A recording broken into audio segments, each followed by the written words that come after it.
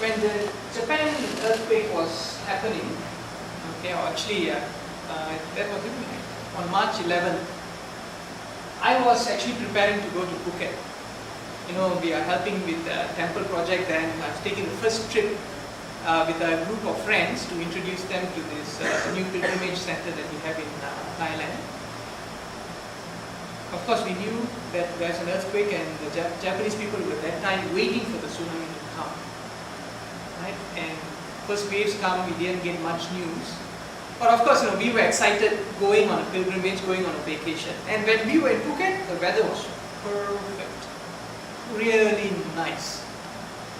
You know that it was also a little hot, but then the sea was perfect. It's just so calm, it was so nice.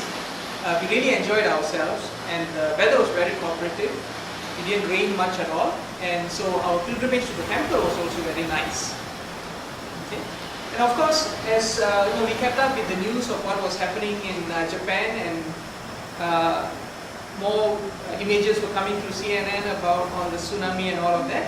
And I met some of my Thai friends, and of course in 2004, they went through something really massive with tsunami, right? And these images brought to them their experiences, you know, what they had to go through, and it was definitely not easy. For them, reliving it at that time was almost as if it just happened to them yesterday. But what struck me about, as they were telling me these experiences, no one sought a justification of why it had to happen. And now 7 years down the road, from 2004 to now, we don't see any signs of it. They've all moved on. Now this is something very interesting when it comes to natural disasters. Okay, now natural disasters, you start from zero and you have to come back up. Okay? And I had the experience of going through natural calamity, and this one was,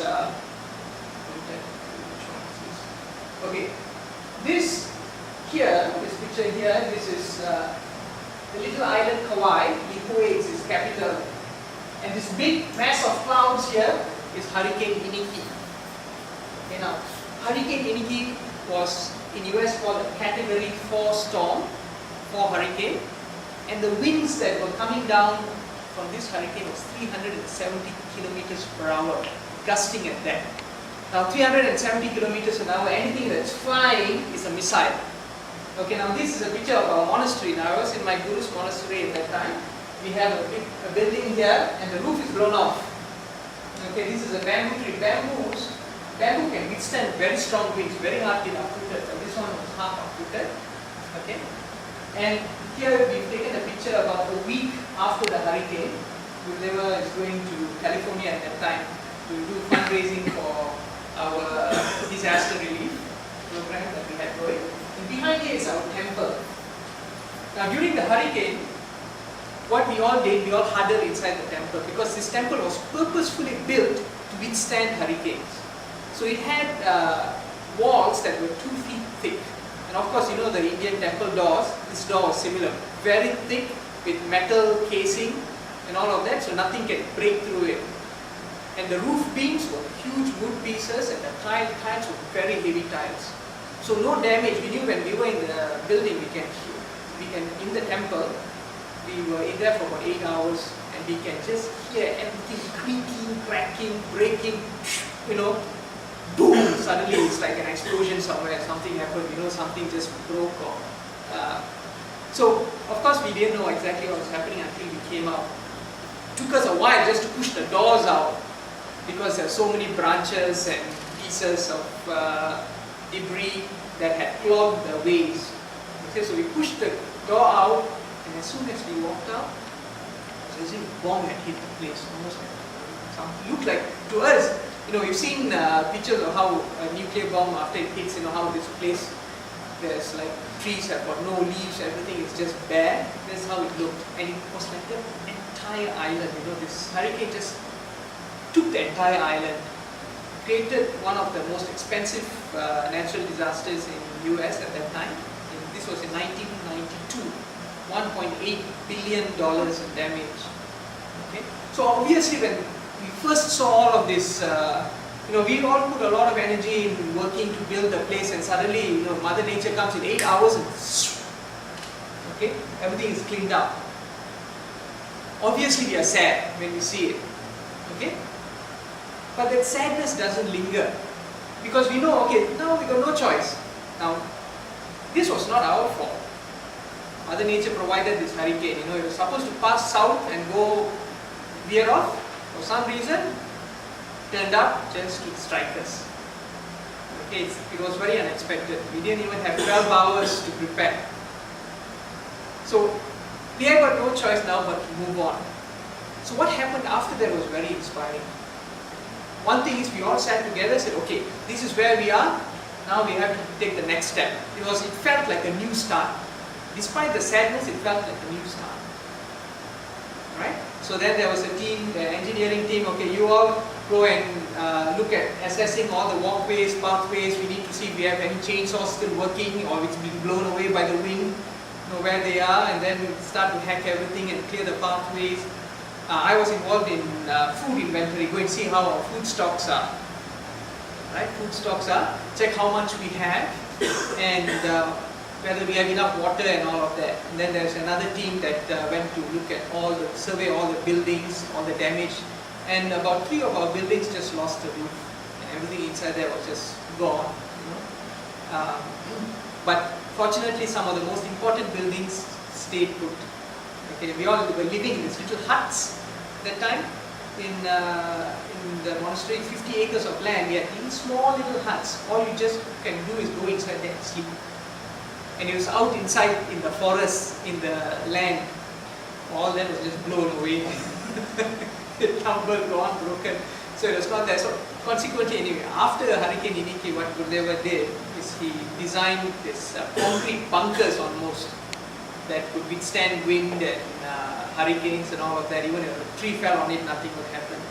And we all had that. Okay. Now the other thing that was very inspiring was also the aid that came in. Within 12 hours, the army was there. They would help, they had food, they had water, everything was coming in. And all the neighbors were checking up on each other. And one of the nicest things, this is the thing about when someone goes through natural disasters, everyone comes to help. They don't care who you are, what race you are, what you believe, okay, what religion, all that doesn't matter. And for the entire island also, everyone was helping each other out. We survived a natural calamity, now we all want to pick ourselves up, and the whole of the United States helped. And you can feel that help. And that help was very inspiring. So that's why you see the Japanese people and all of that, what they're going through. Even like a few days ago, or a week, 2 weeks ago, there was a prayer for them. That's done. Now these are people who couldn't contribute monetarily, they're poor people, they want to do something. Now all of these help these people. Now what connection they had with the Japanese people? Nothing, not even blood relations. Okay, nothing. But an outpouring of love. You can really feel it when it comes to them. Okay? It's an amazing feeling. Unconditional love, and I think that is one of the most positive aspects of natural disasters. As sad as the situation is, okay, as painful as it is, the love that flows into one part of earth, I believe, okay, just like how earth is shaking like this, doing all of these weather things to keep the climate in check, in balance, okay, when it affects our life, that outpouring of love, the unconditional love that comes through, also helps humanity. It's like a balancing force for us. Because at that time, the natural disaster won't only break buildings, it will also break all these barriers that we have, all this hatred. Okay, even enemies put all of that aside and go and help. So it breaks down all of these things, allows for new understanding to come out. Okay, so that is one of the positive aspects of natural disasters. Now I created a little narrative to summarize this, what I just said just now. Just play it for you. The days following the destruction caused by Hurricane Iniki was not as sad as one might think, but inspiring, especially with the outpouring of friendliness, generosity, and help. This is a wonder of nature to me.